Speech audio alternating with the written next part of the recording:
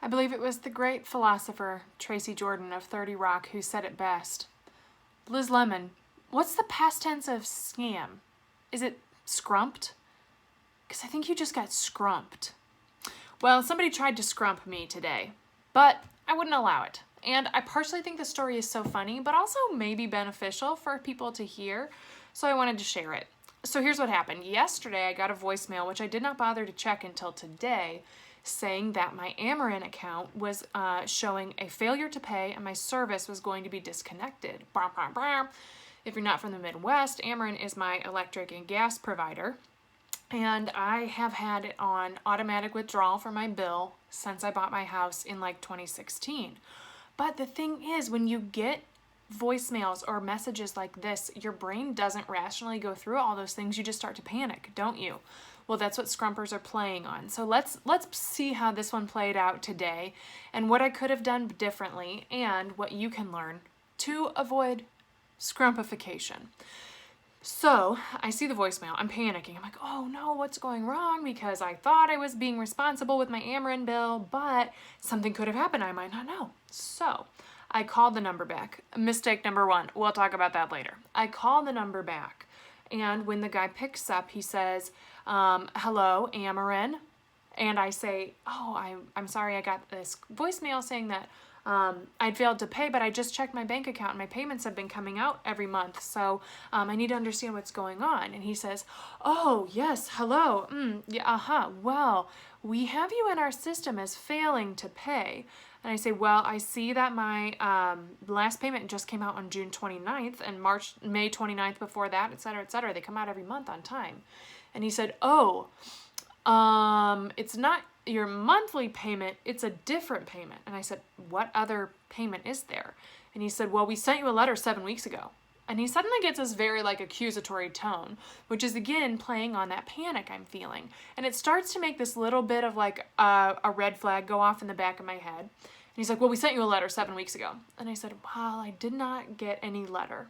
And he said, well, the letter says that you need to get a new meter on your house.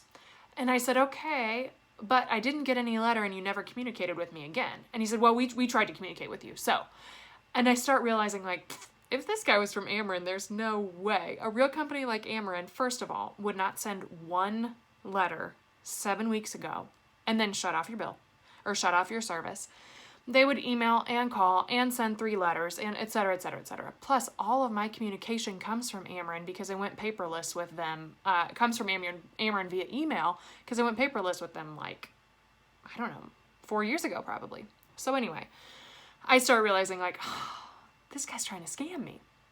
And of course, you could just hang up the phone. Like a normal person would just hang up the phone and be done. But I say to myself, Rebecca, you look nice today. And would you like to have a little more fun before you hang up on this guy? Yes, I would. So I say, oh my gosh, what am I supposed to do? And he said, well, it's very good that you called us back because your power is going to be shut off in 30 minutes if you don't make an emergency payment. And I'm like, which that 30 minutes thing, that's genius, isn't it? Because they're really trying to up your panic level. So I'm like, 30 minutes? And I said, well, oh my gosh, what am I supposed to do? And I realized, like, this guy doesn't know that I know he's scamming me. So I say, well, go ahead, make the emergency payment. Because I know it's not really Ameren. And he says, well, we need a different type of payment. I said, go ahead. You have all my payment information on file, obviously, because my payment comes out every month just fine. Go ahead. I authorize the emergency payment. And he says, no, you can't do it that way. And I said, why not? And he says, well, because if you make the emergency payment on a regular thing, it takes 24 hours to come out and you only have 30 minutes. And I said, that's the thing. That's why they tell you 30 minutes so that you can't expect them just to use a regular form of payment. And I said, okay, well, what can we do? And he says, well, if you are willing to make the emergency payment through our specified procedure, then we can keep your power on long enough to get the technician out today before 3 p.m. to install the new meter. And I'm like, yes, I will do anything. And so he says, have you ever been to Walmart? which is great. I love that. You know, this guy, he told me his name's David. I'm sure it's not David, but you know, I'll call him Dave Rooney anyway. The old Dave. And so Dave Aroon, he says to me, have you ever been to Walmart? And I'm thinking, do I want to impress him? Because not only have I been to Walmart, I've been to Kroger, Schnucks, Meijer, Target. Back in the day, we had a Sullivan's in Morton. I went to Sullivan's. I've been to many supermarkets. But I say, no, Rebecca, now's not the time to put on airs. Let's not scare off David with how cosmopolitan and advanced you are. And I say, yes, David, I have been to Walmart. And he says, good. Well, do you know where they have the gift cards? And I say, David? Yes, I do. I do know where the gift cards are. And he says, okay. And he explains to me that I need to go get this specific gift card. And the best part is he tells me, so you need to get such and such brand of gift card. It's one of those like cash cards, you know, as opposed to any like store or anything. He says, yeah, you need to get this specific gift card, and it's the one with a puppy on front.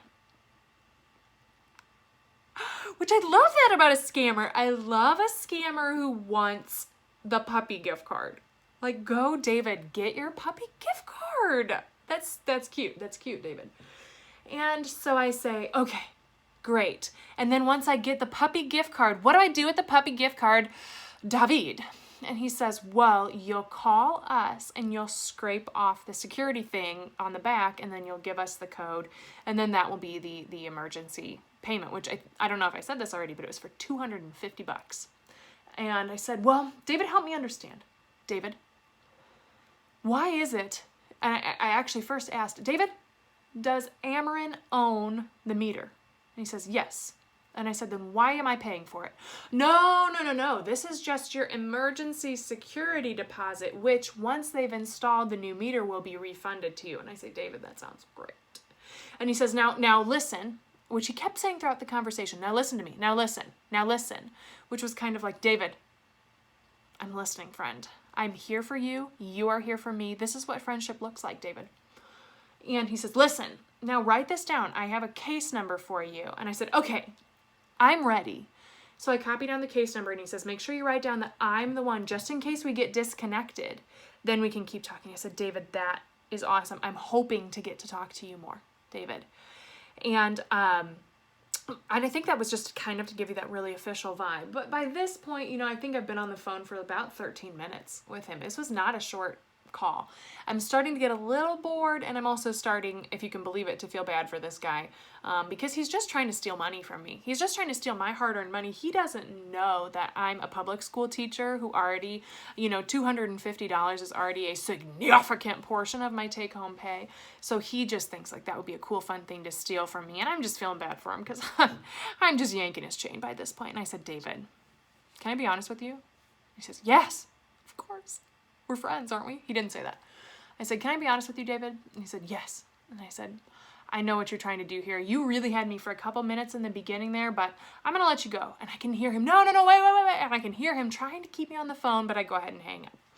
So first of all, obviously it's funny. But second of all, there are a few little morals of the story here. I consider myself to be very savvy and smart and hard to scam, but there was a hot second there where I was about to get scrumped, Liz Lemon style.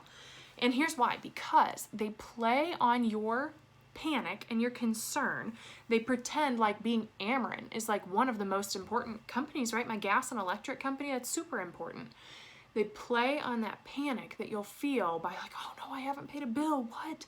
And the idea that making it like, oh, we sent you this 7 weeks ago makes it kind of believable that you could have missed it, or you could have read it and thrown it away, or whatever. There could have been something. The idea of having to replace a meter is pretty believable, right? But there were a few things that pointed out that it was a scam. First of all, like I said, the customer service, the vibe was weird, right? That, like, if it was really Ameren, they would not have taken that tone, and they would not have taken that procedure. Ameren always communicates with me via email, and if they were trying to get in contact with me, the number would have been from an actual Ameren corporate number, not some random robo-dialer. They made the number look, I don't know exactly how that technology works, but they can make the number look like it's coming from a certain area. So it made it look like it's in Peoria, even though I think like Ameren headquarters is in St. Louis. So I wouldn't have been getting a Peoria call if there was an issue with my Ameren account. And what's more, they probably would have said something like log into Ameren.com or log into your account for more, check the email for more, because they'll try to contact me via actual like official channels. And then the other thing is that they would never have me making a payment via gift card. Gift cards are the classic scammer route, especially ones with puppies on them. So if anybody ever calls you and asks for payment in a weird way, or even like giving your credit card information over the phone, which by the way, they didn't do that because gift cards are foolproof for scammers. If they can get the gift card code and if they can kind of string you on long enough to go buy the gift card, call them back, give them the code, etc., then there's nothing to trace for them. Once the gift card has been used, it's gone. You usually can't tell where or how it was used. So once it's been used, it's done. It has no connection to a person. So if I send them the $250 gift card, it's pretty much like if I had sent them actual paper money, right? And it's gone. So Ameren never in the universe would want you to pay them via gift card. If they wanted money from me, like I had told him, they would have used the way they've been getting money from me for 4 years, which is my automatic withdrawal right from my bank account. And if there was really something that really needed my attention from Ameren, they would not have contacted me once 7 weeks ago, and then never anything since then. Just keeping those things in mind. So if you have a scammer call you, you may choose whether or not to have a little bit of fun with them, but just keep in mind, nobody is ever going to ask you for banking information over the phone. Well, scammers are. They're going to try to scrump you with your banking information over the phone, but no bank, no real company is. Nobody wants a gift card for payment except for scrumpers, all of those sorts of things. And you know, if you see David around, just like tell him hi for me. See if he wants to like go hang out at Walmart. Cause like, I know I've been to Walmart before, David. I have.